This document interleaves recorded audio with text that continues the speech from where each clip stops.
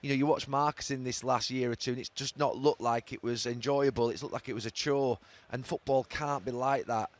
You know what I mean? Those dreams that you have as a kid to play football at the highest level, and all of a sudden it just fades away like you wouldn't believe, and it's just, no, get that back, get that love and that hunger and that fight and that enjoyment back in your game, and then let's hope he can do really well for Aston Villa. Let's hope he can do really well for himself, because that works actually for Marcus Rashford, and it also works for United in that they'll probably then either decide they want to sell him in the summer, which I think would be a shame, or they can sell him somewhere else. So, look, we'll get back to Gary in just a quick second, but remember, if you like this video, please like, share and subscribe, and don't forget to click the notification button as well, so that you know when the next Big D video hits. And also, if you've got something to say, if something is bubbling up inside of you, ready to be expressed, please express it in the comments. I read all of the comments. And Gary here, in this next clip, he's going to be talking about Marcus Rashford, who has finally left Manchester United and gone to Aston Villa. And he's going to be giving his thoughts around the whole situation. And please stick around for after the clip, because I'm going to be giving my thoughts about what Gary has to say in this clip. And he raises a couple of eyebrows with what he has to say in this clip, does Gary. But anyway, here he is. All sorts of business to cover then, and that will include Manchester United. But Marcus Rashford is obviously current news. Yeah. He's going to go to Aston Villa on loan. How do you feel about that?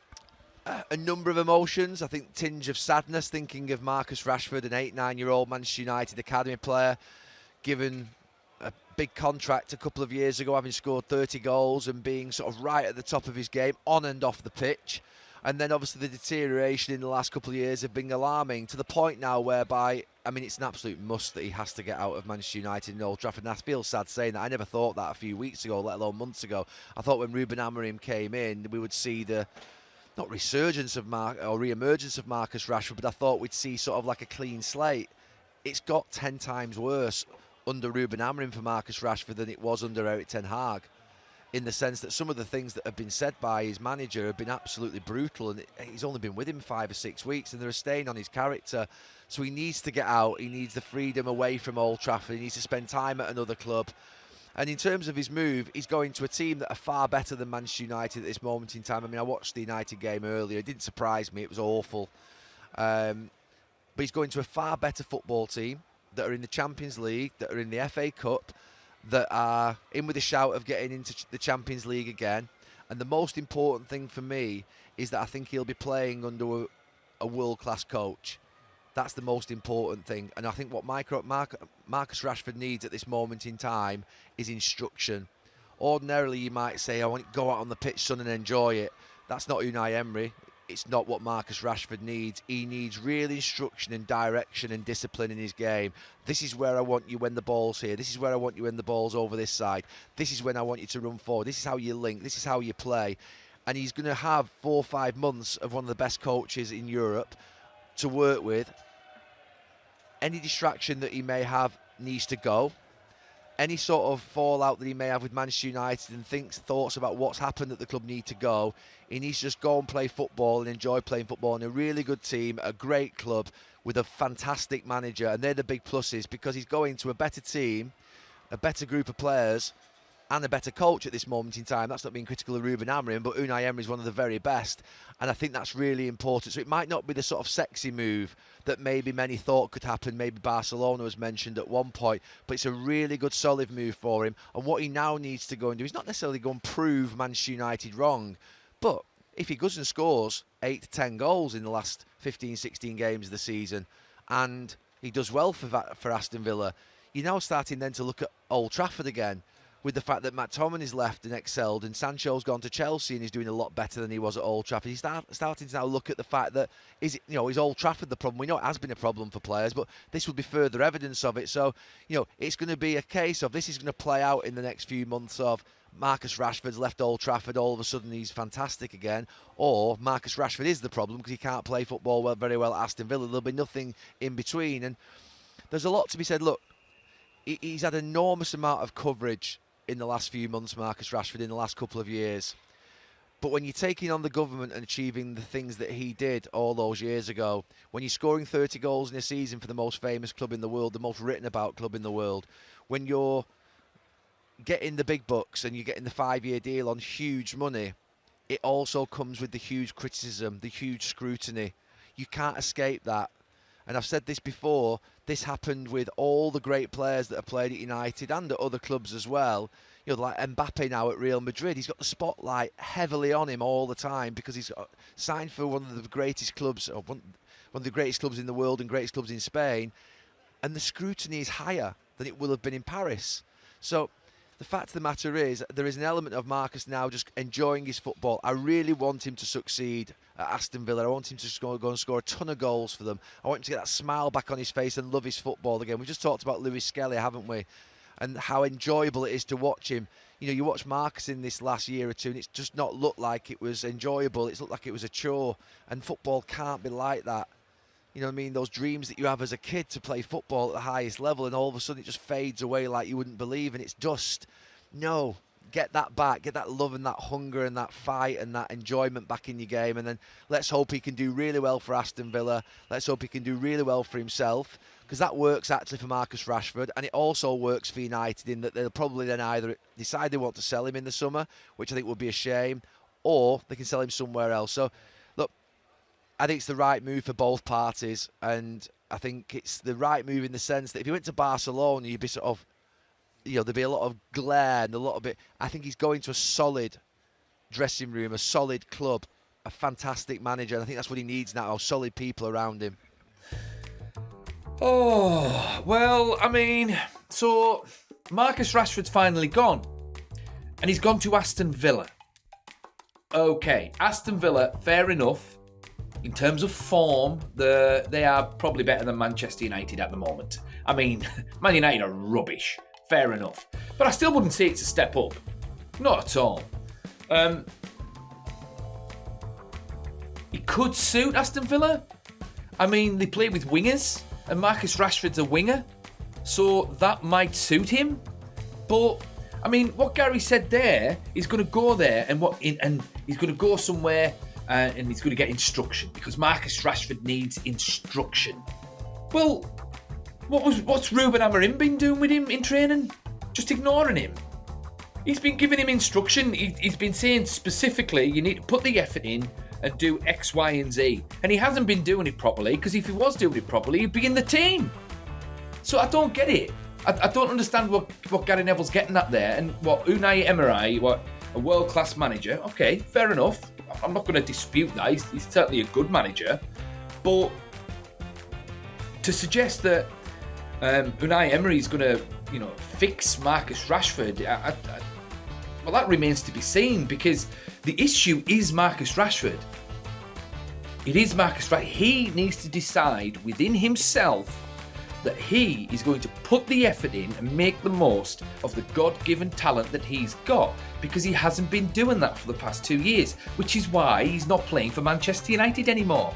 Make no mistake, Manchester United stopped putting him in the team. Manchester United, it looks like, wanted him out, because Omar Barada has got a cutthroat attitude of, if a player isn't performing, then they're not going to be playing, or they're going to be out of the club. And especially when they're on that amount of money. And it's already been shown that Manchester United's new owners, Ineos, they are ruthless when it comes to getting value for money. And Marcus Rashford, clearly, obviously, as it's been well documented, is not a £300,000 per week level player. Now, he was, because he earned that contract when he got it, as I've said before. But it's all down to him at the end of the day. So for Gary Neville to say Unai Emery is going to just like magically fix it, then I'm not sure. But maybe going away from Manchester United, away from the spotlight, the dreaded microscope that is the Manchester United microscope, might just give him a little bit extra freedom. But then again, like Gary Neville said that when you're on £300,000 a week, then the spotlight's going to be on you. He's been playing for Manchester United since he was 3 years old or something like that. The spotlight's been on him throughout his whole career. He's won trophies. He scored winning goals against PSG at the Parc des Princes. He's played for England. And all right, he had that amazing season where he scored 30 goals, but he's scored loads of goals before that as well. Maybe not 30, maybe he's got 10, 15, whatever, but he's scored big goals in big games before. The spotlight has always been on Marcus Rashford, and he's brought the spotlight onto himself, or at the very least, he's used the spotlight to do good things. Fair enough. When, he was feeding the kids and all of that, and, God bless him for that. Fine.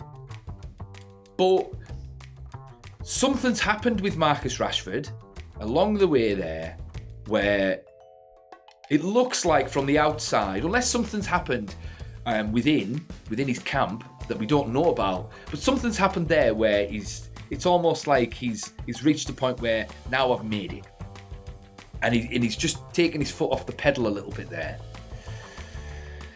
So, I mean, I've said this before. I think he just fancies a new challenge away from the club because he's sick of the rebuilds. I think that's what it is. But then again, do you know what? I don't know. Because just thinking of the timeline. So he was brilliant in Erik ten Hag's first season, where we finished third. So that's a good start to Erik ten Hag. And then in his second season, he wasn't that good. So, which contributed eventually to Erik ten Hag getting the sack because, the team wasn't scoring enough goals. And I think Erik ten Hag was banking on Marcus Rashford to lead the line for him in terms of goals anyway. So I'm not sure I agree with Gary there. I think if Marcus Rashford does do well at Aston Villa, it's going to be like the Jesse Lingard effect. Like when Jesse Lingard left Manchester United, he went to West Ham and he smashed it. And in the last, 15 games, he scored about 12 goals, and he was brilliant because he was playing with freedom. He wasn't having the same pressure on him, the Manchester United pressure, because every game is a cup final for the teams that come and play against Man United. So there's going to be an extra few percent off the opponents that he's going to be coming up against. So he might benefit from that, and the fact that he's playing on the wing. But his inability to adapt to Ruben Amorim's style and his inability to meet the standards required in training is the reason why he's not playing for Manchester United anymore, and that is down to him. I mean, him going they talk about Scott McTominay smashing it in Italy at the moment. Well, all right, fair enough, but the Italian league's not as good as the English league, so I'm not surprised Scott McTominay is looking like Zinedine Zidane at the moment, because it's certainly not the Serie A that it used to be. So he's not going to have the same spotlight on him as well. It's going to be a slightly slower league. He's quite a robust midfielder, so that's going to really suit him fitting in there. So it's no surprise that Scott McTominay is doing well there. And if Marcus Rashford goes to Aston Villa and does well, it's because of the extra few percent less intensity in the games that Aston Villa play. With little microscope as well. Because Aston Villa's microscope is certainly nowhere near as dreaded as the dreaded Man United microscope as well. So yeah. But, I mean, I hope he does go there and do well, because if he goes there and does well, then it's going to increase his value, and then Man United are going to get some money for him in the summer.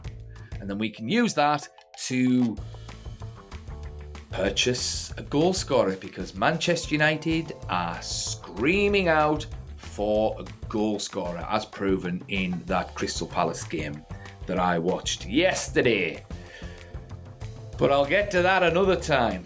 Anyway, what do you guys think? What do you think of the big move Marcus Rashford's made to Aston Villa? Wow. And let's be honest now, that wasn't his first choice. So it is a sad end though. I do agree with Gary on there. Because he should still be at Man United, and he should still be putting the effort in, and he should still be helping this team score goals and climbing that table, because Man United need all the help that they can get, but they can only get that from people who are going to give 100%. But yeah, so what do you guys think? Thoughts in the comments? I read all the comments, and if you've made it this far, I appreciate you. Thank you, and I'll see you in the comment section. See you in the next one.